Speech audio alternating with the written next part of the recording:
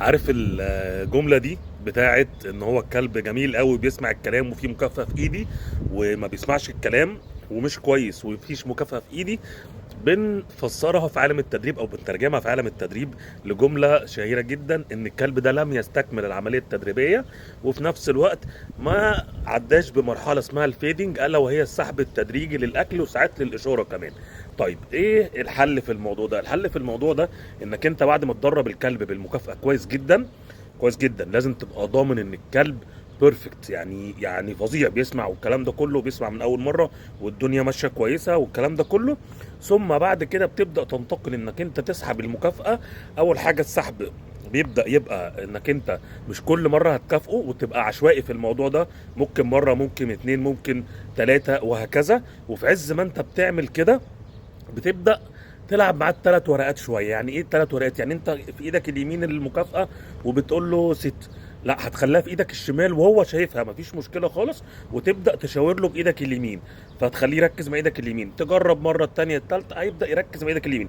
عمل كده تقوم مكافئه على طول، واخد المكافاه مكافاه على طول. طب لو ما عملش، لا، ترجع تاني، وهكذا تقعد تجيله، وهكذا يمين وشمال، وتجرب انك انت تخليه يمشي مع ايدك اكتر او يمشي مع كلامك اكتر، مش مع المكافأة، حتى لو هو شايفها وكل حاجة. ثم تبدأ تكافئه. بعد كده تبدأ تخبي المكافأة واحدة واحدة. عشان كده بيبقى معانا شنطة المكافآت او الفيست اللي انت بتشوفه بتاع الناس اللي بتدرب على مستوى احترافي شوية او هكذا، عشان نلعب لعبة الثلاث ورقات بقى، في جيب يمين وجيب شمال وجيب هنا وجيب ورا، نبدأ نخبي فيه المكافآت. انت ممكن برضو تبدأ تخبي المكافآت في جيوب او في شنطه زي ما انا قلت لك، او على ترابيزه، او على حاجه عاليه، او عند التلاجة، او ايا كان. تبدا ان انت في الاخر تطلب من الكلب طلبات، وانت خدته تدريجي لده وهو شايف المكافاه، والمكافاه بدات تختفي تدريجيا.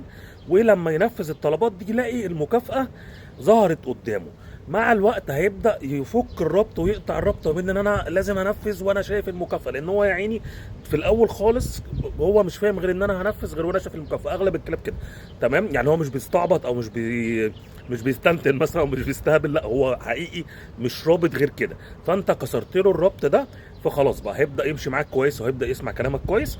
تيجي بقى للنقطه المهمه جدا، ان انت مش للابد، لا، انا كل فتره ابدا اراجع معاه. ممكن مره كافئه، ممكن مره ما كافئوش، ممكن مره مكافاه تظهر، ممكن كام حبه كده ما يبقاش فيه مكافئات، وهكذا، بحيث انك انت تحفزه، نشطه. يعني بعد ما يبقى كويس معاك ويسمع كلامك من غير مكافئات خالص، لازم تنشطه كل شويه عشان يفضل بيديك الحاجه والاداء اللي انت عايزه.